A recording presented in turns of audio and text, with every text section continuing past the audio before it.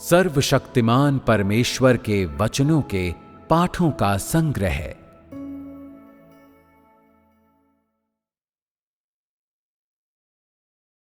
स्वयं परमेश्वर जो अद्वितीय है।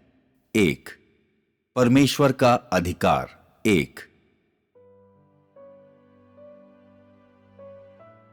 नीचे दिए गए वचन परमेश्वर के अधिकार को जानने के लिए अति आवश्यक हैं और उनका अर्थ नीचे सभा के विचार विमर्श में दिया गया है। आओ हम निरंतर पवित्र शास्त्र को पढ़ते रहें। 4, शैतान को परमेश्वर की आज्ञा। अय्यूब 2:6। यहोवा ने शैतान से कहा, सुन, वह तेरे हाथ में है, केवल उसका प्राण छोड़ देना। शैतान ने कभी सृष्टिकर्ता के अधिकार का उल्लंघन करने की हिम्मत नहीं की है और इसी वजह से सभी जीवित प्राणी व्यवस्था के अनुसार रहते हैं। यह अय्यूब की पुस्तक में से एक लघु अंश है और इन वचनों में वह शब्द अय्यूब की ओर संकेत करता है। हालांकि यह वाक्य छोटा सा है, फिर भी यह वाक्य बहुत सारे विषयों पर प्रकाश डालता है। यह आत्मिक संसार में परमेश्वर और शैतान के बीच वार्तालाप की व्याख्या करता है और हमें यह बताता है कि परमेश्वर के वचनों का उद्देश्य शैतान था। यह इस बात को भी दर्शाता है कि यह वाक्य परमेश्वर द्वारा विशेष रूप से क्यों कहा गया था। परमेश्वर का वचन शैतान के लिए एक आज्ञा और आदेश है। इस विशेष आदेश का वर्णन अय्यूब के प्राण को छोड़ देने और अय्यूब के जीवन में शैतान के बर्ताव में एक रेखा खींचे जाने से संबंधित है। शैतान को अय्यूब के प्राण को छोड़ देना था। पहली बात जो हम इस वाक्य में सीखते हैं वह यह है कि ये परमेश्वर के द्वारा शैतान को कहे गए वचन थे। अय्यूब की पुस्तक के मूल पाठ के अनुसार यह हमें निम्नलिखित बातों एवं ऐसे शब्दों की पृष्ठभूमि के बारे में बताता है। शैतान अय्यूब पर दोष लगाना चाहता था और इस प्रकार उसकी परीक्षा लेने से पहले उसे परमेश्वर से सहमति लेना था। अय्यूब की परीक्षा लेने हेतु परमेश्वर से सहमति लेते समय परमेश्वर ने शैतान के सामने निम्नलिखित शर्तें रखी। सुन, वह तेरे हाथ में है, केवल उसका प्राण छोड़ देना। इन शब्दों की प्रकृति क्या है? वे स्पष्ट रीति से एक आज्ञा है, एक आदेश है। इन शब्दों के स्वभाव को समझने के बाद तुम वास्तव में यह आभास कर सकते हो कि आज्ञा देने वाला परमेश्वर है और आज्ञा को पाने वाला और उसका पालन करने वाला वह शैतान है। ऐसा कहने की आवश्यकता नहीं है कि इस आदेश में परमेश्वर और शैतान के बीच का रिश्ता उसके सामने प्रकट है जो इन वचनों को पढ़ता है। वास्तव में यह आत्मिक संसार में परमेश्वर और शैतान के बीच का रिश्ता भी है और परमेश्वर और शैतान की पहचान और स्थिति के बीच का अंतर भी है, जिन्हें पवित्र शास्त्र में परमेश्वर और शैतान के बीच हुए वार्तालाप के लेखों में प्रदान किया गया है। और अब तक यह विशिष्ट उदाहरण और पाठ संबंधी लेखा जोखा है जिसमें मनुष्य परमेश्वर और शैतान की पहचान और हैसियत के मध्य के निश्चित अंतर को सीख सकता है। इस बिंदु पर मुझे कहना होगा कि इन वचनों का लेखा जोखा मानव जाति द्वारा परमेश्वर की पहचान व हैसियत को जानने के लिए एक महत्वपूर्ण दस्तावेज है और यह मानव जाति को परमेश्वर के ज्ञान की महत्वपूर्ण जानकारी प्रदान करता है। आत्मिक संसार में सृष्टिकर्ता और शैतान के मध्य हुए वार्तालाप से मनुष्य सृष्टिकर्ता के अधिकार के एक और विशिष्ट पहलू को समझने में सक्षम हो गया है। यह वचन सृष्टिकर्ता के अद्वितीय अधिकार की एक और गवाही है। बाहरी रूप से वे यहोवा परमेश्वर और शैतान के बीच हुए वार्तालाप हैं। उनकी हस्ती यह है कि वह मनोवृत्ति जिसके तहत यहोवा परमेश्वर बात करता है और वह पदवी जिसमें होकर वह बात करता है, वे शैतान से बढ़कर हैं। अर्थात यह कि यहोवा परमेश्वर आदेश देने के अंदाज में शैतान को आज्ञा दे रहा है और शैतान को बता रहा है कि उसे क्या करना है और क्या नहीं करना है।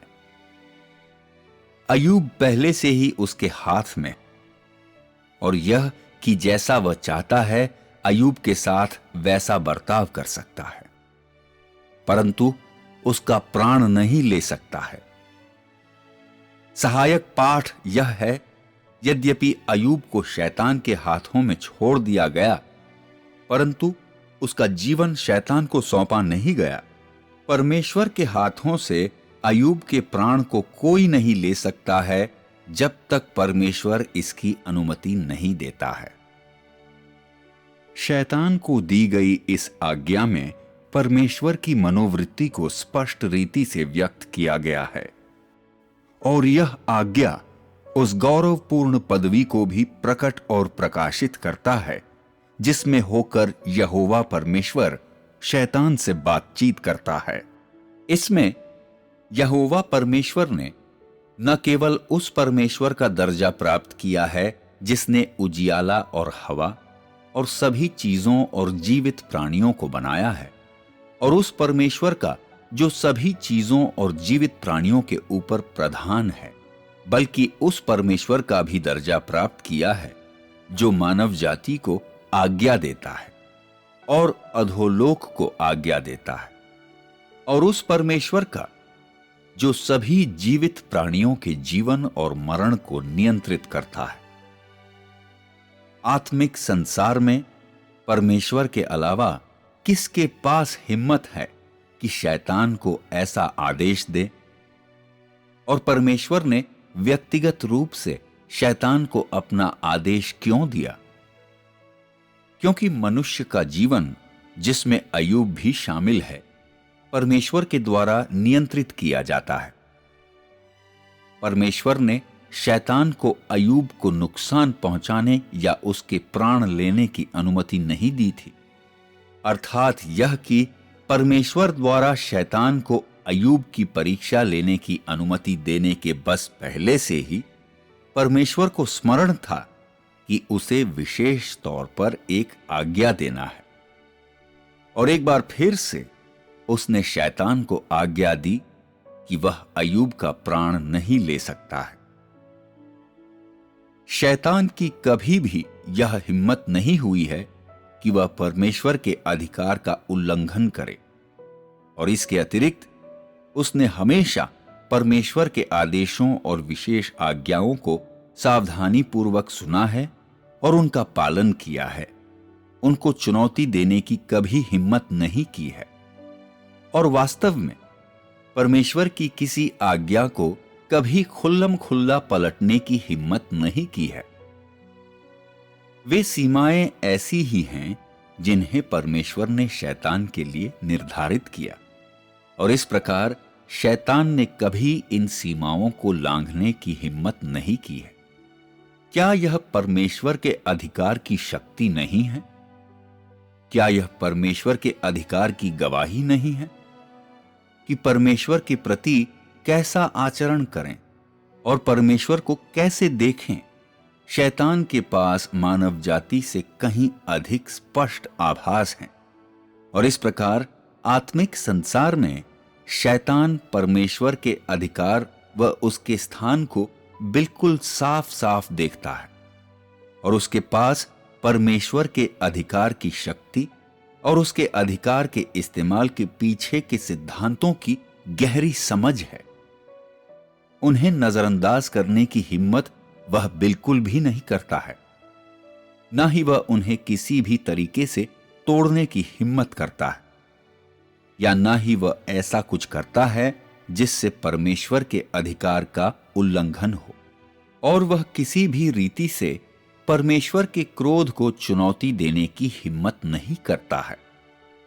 यद्यपि वह अपने स्वभाव में बुरा और घमंडी है, फिर भी उसने परमेश्वर के द्वारा उसके लिए निर्धारित सीमाओं को लांघने की कभी हिम्मत नहीं की है।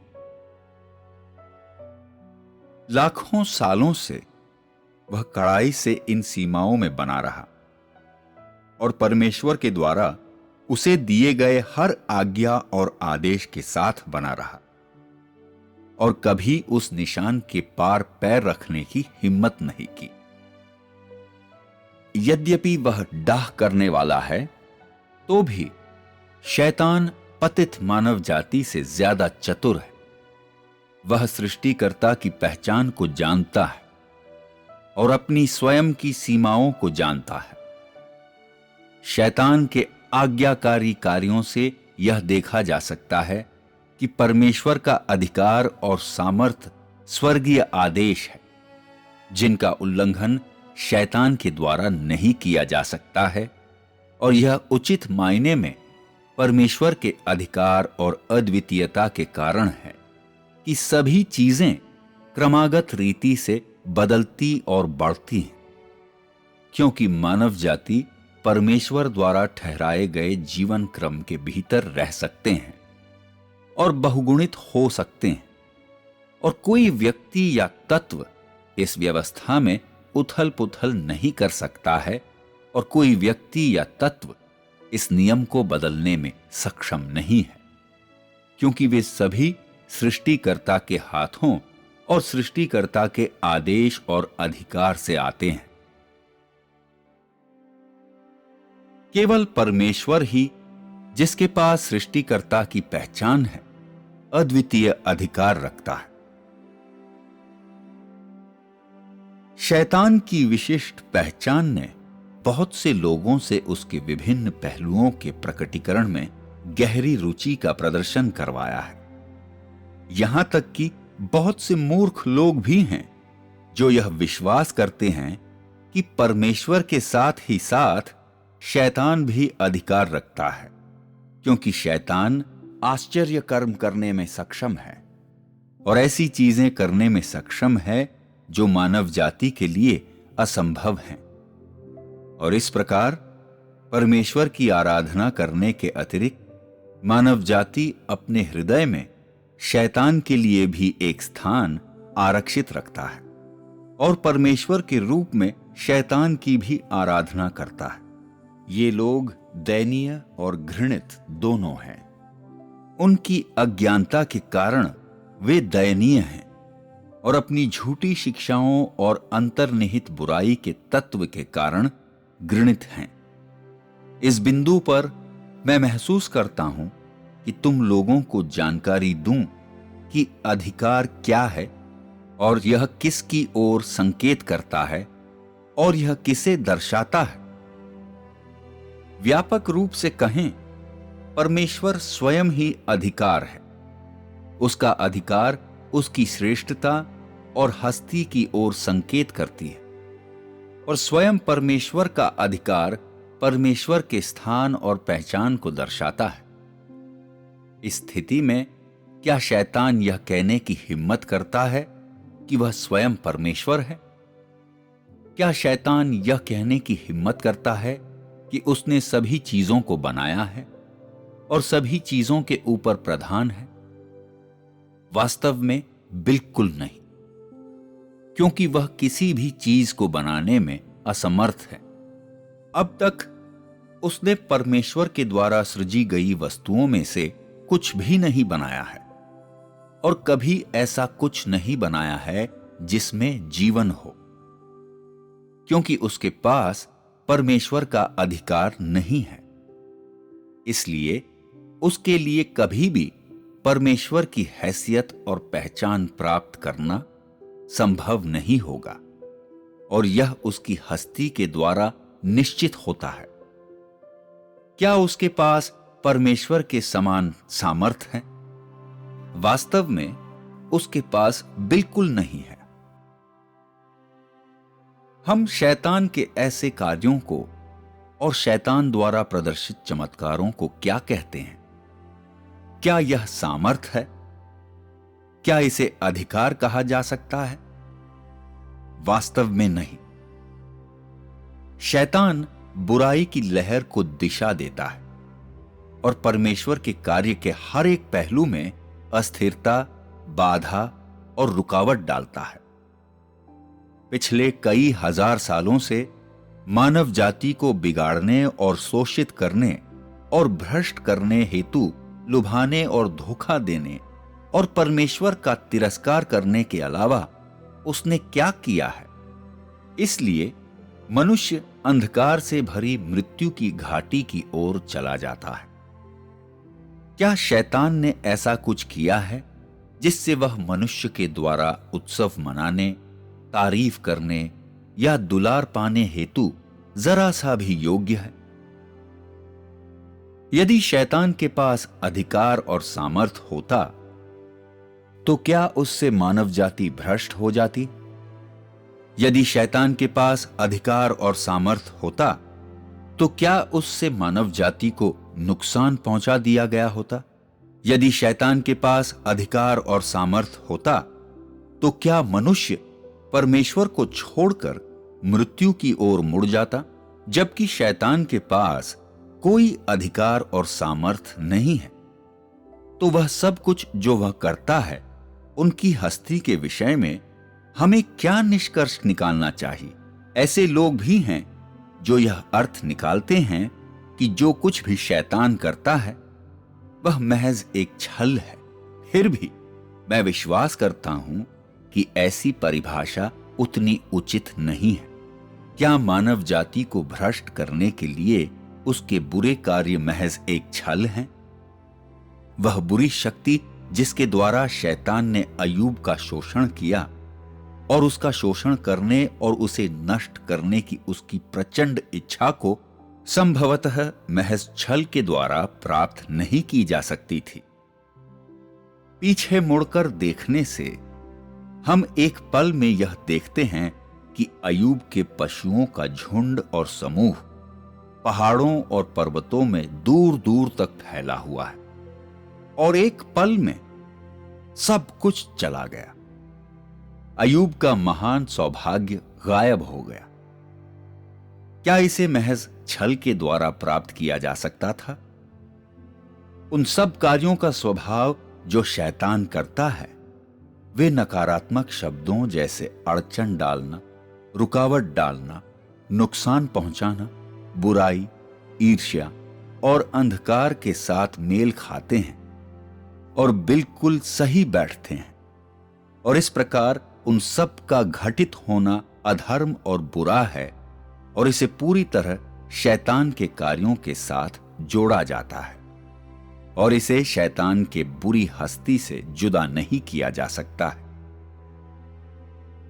इसके बावजूद कि शैतान कितना सामर्थी है, इसके बावजूद कि वह कितना ढीठ और महत्वाकांक्षी है, इसके बावजूद कि नुकसान पहुंचाने की उसकी क्षमता कितनी बड़ी है, इसके बावजूद कि उसकी तकनीक का दायरा कितना व्यापक है जिससे वह मनुष्य को बिगाड़ता और लुभाता है, इसके बावजूद कि उसके छल और प्रपंच कितने चतुर हैं जिससे वह मनुष्य को डराता है, इसके बावजूद कि वह रूप जिसमें वह अस्तित्व में रहता है कितना परिवर्तनशील है, वह एक भी जीवित प्राणी को बनाने में कभी सक्षम नहीं हुआ है और सभी चीजों के अस्तित्व के लिए व्यवस्थाओं और नियमों को लिखने में कभी सक्षम नहीं हुआ है और किसी तत्व, चाहे जीवित हो या निर्जीव, पर शासन और नियंत्रण करने में भी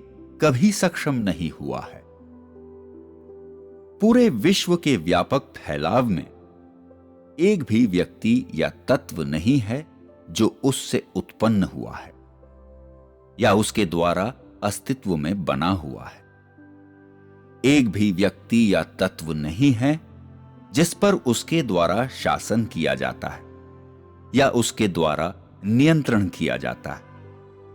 इसके विपरीत उसे न केवल परमेश्वर के प्रभुत्व के अधीन जीना है, किंतु इसके अतिरिक्त उसे परमेश्वर के सारे आदेशों और आज्ञाओं को भी मानना होगा।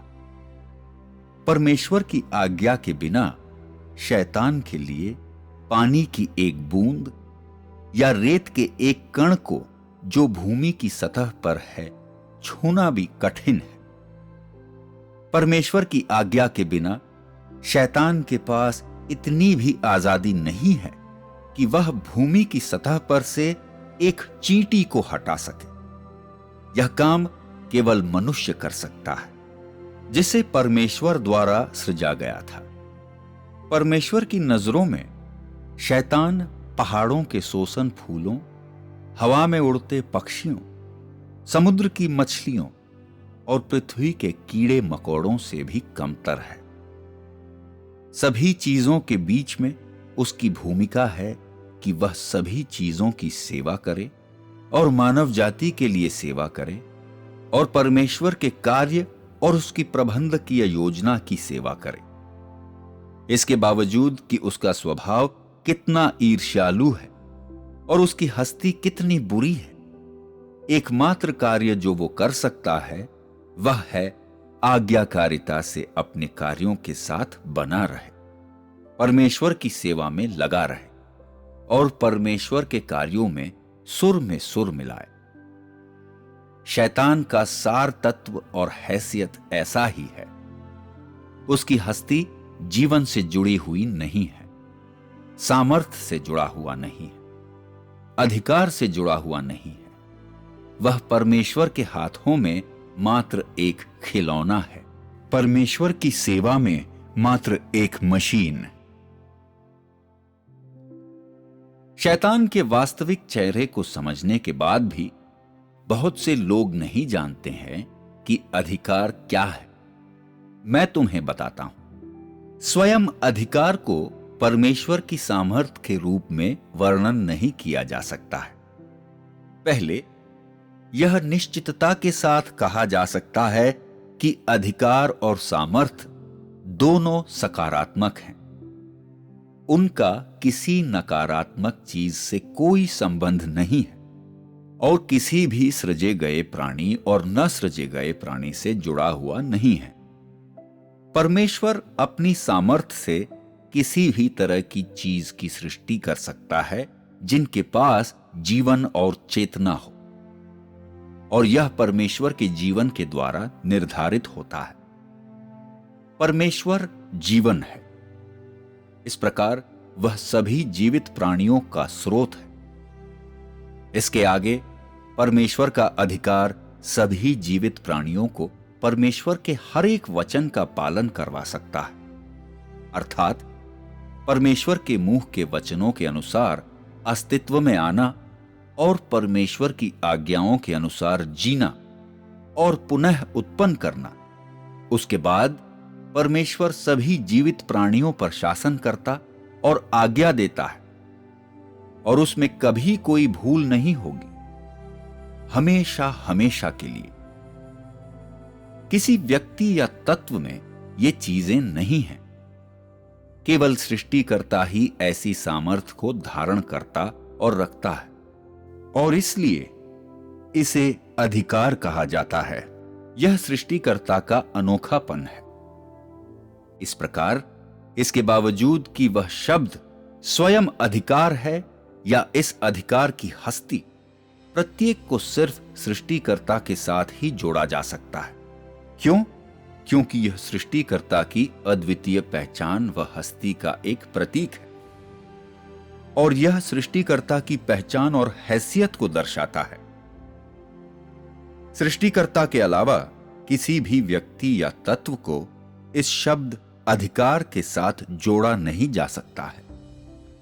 यह सृष्टिकर्ता के अद्वितीय अधिकार का अर्थ है। यद्यपि शैतान अय्यूब को लालच भरी नजरों से देख रहा था, परंतु बिना परमेश्वर की इजाजत के उसके पास अय्यूब के शरीर के एक बाल को भी छूने की हिम्मत नहीं थी।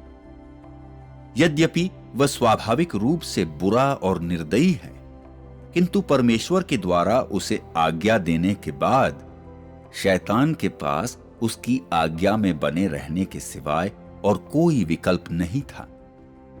और इस प्रकार जब शैतान अय्यूब के पास आया तो भले ही वह भेड़ों के बीच में एक भेड़िए के समान उन्माद में था, परंतु उसने परमेश्वर द्वारा तय की गई सीमाओं को भूलने की हिम्मत नहीं की। और जो कुछ भी उसने किया उसमें उसने परमेश्वर के आदेशों को तोड़ने की हिम्मत नहीं की और शैतान को परमेश्वर के वचनों के सिद्धांतों और सीमाओं से दूर जाने की हिम्मत नहीं हुई। क्या यह एक प्रमाणित सत्य नहीं है? इससे यह देखा जा सकता है कि शैतान को यहोवा परमेश्वर के किसी भी वचनों का विरोध करने की हिम्मत नहीं हुई।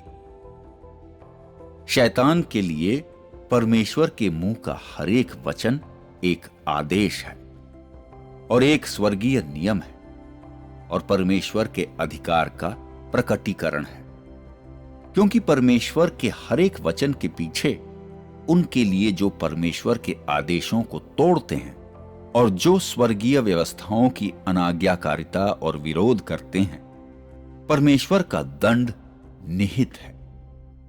शैतान स्पष्ट रीति से जानता है कि यदि उसने परमेश्वर के आदेशों को तोड़ा तो उसे परमेश्वर के अधिकार के उल्लंघन करने और स्वर्गीय व्यवस्थाओं का विरोध करने का परिणाम स्वीकार करना होगा। और ये परिणाम क्या है? ऐसा कहने की आवश्यकता नहीं है, वास्तव में ये परमेश्वर के द्वारा उसे दिए गए दंड हैं। अय्यूब के खिलाफ शैतान के कार्य उसके द्वारा मनुष्य की भ्रष्टता का एक छोटा सा दृश्य था, और जब शैतान इन कार्यों को अंजाम दे रहा था तब वे सीमाएं जिन्हें परमेश्वर ने ठहराया था और वे आदेश जिन्हें उसने शैतान को दिया था, वे जो कुछ शैतान करता है उन सब के पीछे के सिद्धांतों की महज एक छोटी सी झलक थी।